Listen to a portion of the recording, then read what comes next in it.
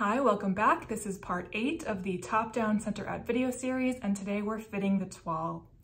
Now, the name really says it all. It's top-down, center-out. We work from the top, which is the waistband, down through the center, and then out to the sides as we're fitting.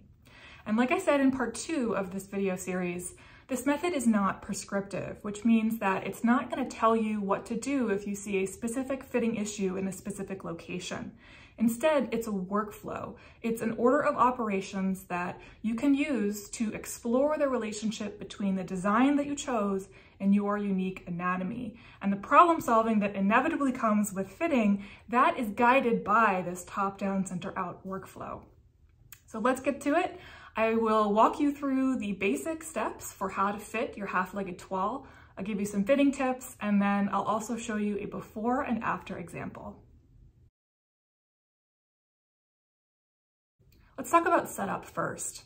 Ideally, you will need 2 mirrors that you can position so that you can see the front and the back of your body at the same time and also have your hands free. If you don't have 2 such mirrors, then you can improvise. The first time I used top-down, center-out, I used my laptop's forward-facing camera as one of my mirrors, and that worked until I could get a second full-length mirror. I've also seen folks who have used a door. So they positioned a mirror on the back side of a door, and then they can angle the door against another mirror that's fixed on the wall. Finally, I've also heard of someone who lives near a department store that has a great mirror set up in one of their dressing rooms. So this person takes their toiles to the department store to do their fitting. So you can really get creative here, and you can innovate if you need to. All you need is a way to be able to see the front and the back of your body without twisting your torso and having your hands free. There's a few things to note before we get started. First, I'm wearing bike shorts in this video for obvious reasons, but in reality, you should wear whatever undergarments you plan to wear with the final garment when you're fitting. If you wear bike shorts or leggings when you're fitting your toile with top-down, center-out, that will affect the fit of the final garment.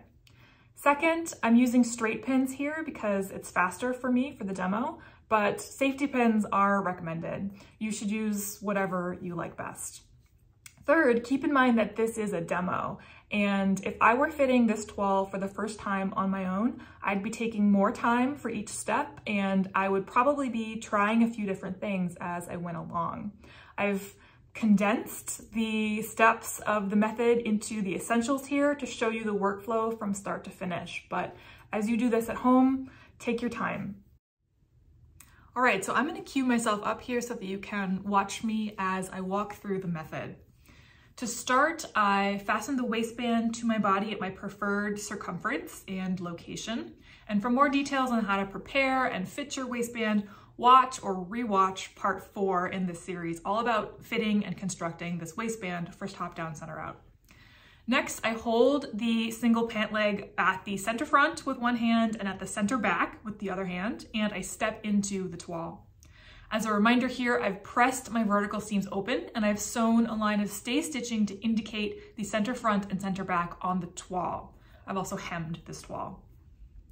Now the first step is I'm aligning the center front and center back of the crotch seam with my center front and center back, and I'm using the 2 mirrors to help me do this. If the toile does not reach my center here, then I could seam rip the side seam. To begin fitting, we're gonna work from the top down through the center. So the top is the waistband, we already fit that, and now we're gonna work down through the center. So that means we are assessing the fit of the crotch seam. And we address the fit in this crotch seam first before doing anything else. So we are just focusing on this seam. We're not looking at the rest of the pants at this point, just that center seam. And this half-legged toile makes it really easy to see how much ease there is and how this seam is fitting, because as you can see here, I'm turning myself in the mirror and I can really inspect how this seam is hanging on my body. If I need to adjust the fit, then I have some options. I can raise both the center front and center back to remove length in this seam. I can lower both to add length, or I can floss. So I can adjust the front and the back independently until I'm happy with the fit. And my goal here is for the crotch seam to hang in a smooth arc underneath my body. And you may be asking here, how do I know when I've achieved the right fit here? How much ease do I aim for? What's too tight? What's too loose? And this is where the detective work that we did to study the intended fit of the pants in part 3 comes in very handy. So I'm aiming for the intended fit here. Now, at the same time as I'm assessing the crotch seam, I'm also keeping an eye on the inseam to make sure that it's hanging straight and plumb. And if I need to adjust the position of the inseam, then I can experiment with the center front and center back length. Now, another note here is that raising and lowering the crotch seam will give you more or less length in the crotch seam, and that can control the position of the inseam, as I said, and that can solve a whole host of fitting issues. But if you find that you also need to adjust the depth of the crotch seam, so how much room there is in that saddle, like we talked about in the previous video, then you can easily go up or down a size in the crotch seam. And I'll do a separate video for how to do that once you've constructed your toile. Now, when I'm satisfied with the crotch and inseam fit, then I pin the center front and the center back of the toile to the waistband.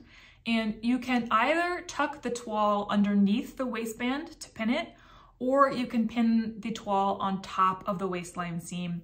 Do whatever is easiest for you. Next, I'm going to move from the center out along the waistband. That's the next step. I'm going to smooth the fabric from the center outward and adjust the waistline of the toile at the side seam. And I'm doing this on the front and the back using my mirrors. Now, notice that as I'm pulling the waistline up or down here at the side seam, that can change the angle that the leg is hanging on the body. So take a look at the hem, and you can see that the relationship here between the length of the side seam and the length of the crotch and inseam, that determines how the leg is hanging. So you can adjust this on your toile by lowering or raising one or the other. So once I'm satisfied with the waistline position of my toile, then I'm going to pin it in place. Next, I'm going to move on and adjust the side seam. So this is where we control the circumference of the garment by adding or removing ease from the waist all the way to the hem. And very, very important to keep in mind as you're adjusting the side seam, always keep an eye on your center front and center back crotch seams and make sure they're aligned with your center. So look what happens here when I try to overfit and remove too much ease from the side seam. You can see how the center front and center back are pulling away from my center. So this means that these pants will be maybe impossible to get on if I were to fit like this. So I'm always keeping them aligned with my center front and center back. Another thing you can ask is how much ease do I want here? And again, I look to the intended design. So for example, if there's 3 inches of ease in this design, then I'm aiming for 1.5 inches of ease in my half toile. And this is my starting point. So if I start at 1.5 inches of ease at the hip here, then I can ask whether I need more or less than that to be comfortable and to move around. It's important to be mindful here of the ease that you'll need to sit down also. Our bodies are going to expand as we sit, so make sure to give yourself enough ease to do that. And I will periodically sit down as I'm working on my toile and fitting it just to make sure that I'm giving myself enough room. So I'm either pinning out or I'm adding extra fabric at the side seam to contour the side of the pants to my body shape. And you can use the extra fabric that you added to the side seam if you need it. I want to just normalize that seam ripping from the waist all the way to the hem at this stage is common and helpful, so don't be afraid to do that. I can also increase or decrease the darts or pleats if needed here as I'm adjusting the side seam. So I'm using the center line of the dart in this case to change the intake. And I'm just pinching along that center line and I'm either adding or removing fabric from the dart. You can also lengthen or shorten the dart, up to you. And that is the top-down, center-out workflow. It's actually pretty straightforward once you've done it once or twice. Just as a reminder, I did all of this in about 7 minutes and I got a pretty decent fit. I didn't do any refinements here. I didn't do any experimentation. I was really just walking through the steps as best I could, as fast as I could for this demo. If I were actually fitting this toile for myself to make a pair of trousers, then I would take a little more time with each step. I'd probably be trying a few different things along the way. Now, when I'm satisfied with the fit, then I will take a pen and I will mark the new location of the seam lines that I've changed during my fitting. So here is an example of how I would transfer the waistline seam.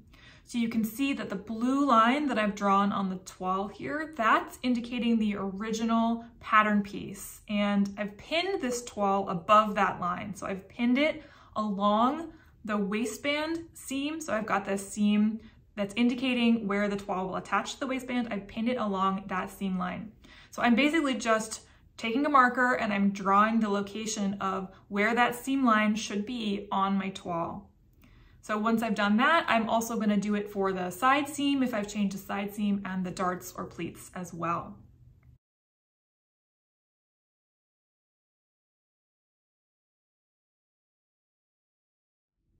The last step is to baste the toile together so you can check the fit without pins. So baste everything together using the seam lines that you've just traced on your toile. Remove the pins, obviously, and then press the seams open one more time and turn the toile right side out. Then put it on one last time, and this is a great time to sit down, move around, just check that you've really dialed in the fit and you've got everything the way you want it. Then you're ready to transfer your adjustments back to the pattern pieces and make your final garment. Here's some general fitting advice if you're new to top down, center out. First is, and I've alluded to this before, but take your time when you're fitting. It's really in your best interest to be methodical and careful about the fitting decisions that you're making. So I like to work in 10-minute increments where I try something, I do an experiment, and then I walk away for a bit. I found that some designs are straightforward and I can fit them in under 20 minutes. Other designs take more time and more tinkering and experimentation to get to a fit that I'm satisfied with, and that's totally normal. Second, you're only making one toile, so make that toile count. We're only making changes to the perimeter, to the top and the sides of the pattern. So that means that you can experiment, you can try things, and you can iterate really quickly. So you can pin something as an experiment to see if it'll work, and then you can see the impact of that fitting decision immediately. You don't have to go and make another toile. And I find that that is a really efficient way to understand the fit of a particular garment. Now, if you do get stuck and you have trouble figuring out what adjustments you need, then you can always unpin everything and start over from the beginning. In fact, I would recommend that if you do get stuck on something. Unpin it all and then start fresh from the beginning and try something else. Now, keep in mind also that we always work from the top down and center out. So if I've worked my way out to the side seam and I realize I need to adjust something in the center, I unpin everything and start again. So we never work from the outside in, always from the top down and center out. The final tip is to change the toile in small increments, like a 1/4 inch at a time. Especially around the waistband, a little bit can have a huge impact. So go slowly, go carefully. I want to show you a before and after with top down, center out. And for the before, I'm using the same pattern that I showed you just now as we walked through the top down, center out method. In this case, I've pinned and sewed this toile together to show you what it would look like if I made no adjustments. I just cut out my size and made it straight out of the envelope with no changes. So here is that toile. Again, this is without any changes. I just sewed it up and put it on my body. I've got about 1.5 inches of ease in the hip, which is what this pattern calls for. And I've got about 1/2 inch of vertical ease in the crotch seam. And I'm gonna pause it right there. I wanna make the point here that before top down, center out, I would not have noticed that this is far less ease in the crotch seam than the design calls for. The intended fit is a much more relaxed fit in this crotch seam. And 1/2 inch of vertical ease seems like it should be a fine amount. I have other trousers and pants in my wardrobe that have this amount, and I can move and sit in those and it's fine. But This particular design actually needs more than that to fit well. So I would not have noticed this if it wasn't for top down, center out. So let's keep going. The next thing I'm noticing here is that the leg is not hanging straight on my body. I've got my thigh here, from my thigh to my knee, that's really pulling this leg inward, and you can see even from the hem that this leg is sort of hanging to the center of my body and it's being pulled inward. So let's look at the back. So the back of the pants, there's a lot going on back here. There's drag lines pointing to the crotch from the leg. There's a lot of excess fabric around the crotch seam and around my butt. It's not a great fit back here, just straight out of the envelope. So with conventional methods, I would have my work cut out for me here. Let me show you what the flat pattern pieces of this particular pattern look like, and then we'll go from there. Here are the original pattern pieces for this design shown in gray, and using conventional fitting methods, I would have done a number of adjustments to address the issues that I was seeing in the toile. I would have done a knock knee adjustment to fix the leg angle, a crotch hook extension to fix the drag lines in the back. I would have done a full thigh adjustment, and some people might also choose to scoop the crotch here. Here is what all of those changes would look like shown in the blue outline. Notice that except for the waistline, these adjustments would mean that I would have to redraw every major seam in these trousers, and this constitutes a complete redraft. In the process, I'd be losing that original design and I'd be changing the intended fit. And to be honest, I'm not even sure that I would have solved all of the issues that I saw in the toile. I would have to go and make a second toile to verify that I'd addressed everything. And in doing this, I'm now thinking about how my body parts are getting in the way of a good fit, and I find this process exhausting. So let me reset here, and when I actually fit this toile using the top down, center out method, here are the changes that I settled on, shown in red. And what you can notice is that it's actually very hard to see what those changes are. I changed virtually nothing below the waistline of this pattern. So let me zoom into that waistline. I added 3/8 of an inch in length to the center front and center back, tapering to nothing at the sides. I also took in the dart and the side seam around the waist to contour it to my body shape. Now, obviously, I've not changed very much here. I only made changes along this waistline, which is the opposite of what I would have done with conventional fitting methods. And effectively, I'm just adding more ease into the crotch seam to achieve the design intent. That's all I had to do, and I got a great fit. Second, at no point did I have to blame my body parts for anything during this process. I simply adjusted the fabric to work with my body shape and get closer to the intended fit of the pattern, and that was it. So let me show you what the final garment looks like. All right, here is the final garment fit with the top down, center out method. So as you can see, I've got about 3 inches of ease at the hip as designed, and I've added length to the crotch seam, making it a more relaxed fit now. And this added length has essentially lowered the inseam relative to the side seam, changing the angle of the leg, and now they hang straight. In the back, I have resolved the drag lines simply by adding length to the crotch seam. It's a nice and relaxed fit as intended by the design. And overall, I'm really happy with the way these trousers turned out. And this was actually my first pattern that I used with the top down, center out method. And I wanted to show this as an example because it really says that even someone with no experience with the method can be successful in fitting.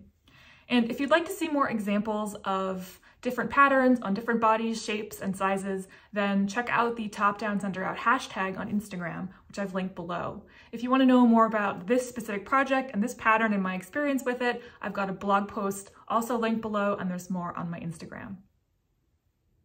Top down, center out is about mapping the design onto your body. And what that means is that as we're fitting, we're continually asking ourselves, how does this fabric relate to my body? Where is the ease?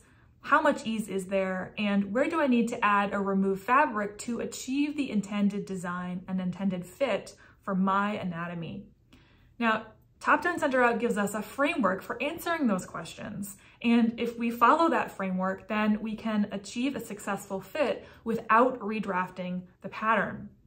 And what that allows us to do is that once we've gotten to this point and we've fit our toile and we've achieved the intended design, we can ask ourselves, do I like this design? Do I like this much volume in the leg, or this much ease in the crotch, or the relaxed fit of these jeans?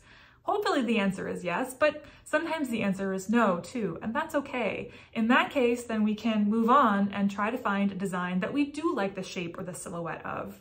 But either way, we come away from the process with a greater understanding of fit and design.